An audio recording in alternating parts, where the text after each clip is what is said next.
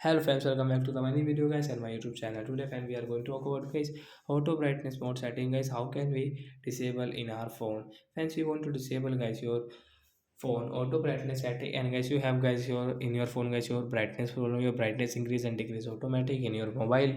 So friend, how can you solve this problem? Today I will show you in this video guys. So before starting video friend, first of all go and subscribe the channel guys, click the bell icon and like the video. So friends, now let's see how can we disable auto brightness in our phone. Open your phone setting. After on phone setting, I scroll it, and friends, you can see this tab of setting. Friends, then we will click on guys the display setting. Guys, tap here. Again, scroll it. Friends, you can see guys your brightness level. Guys, tap here.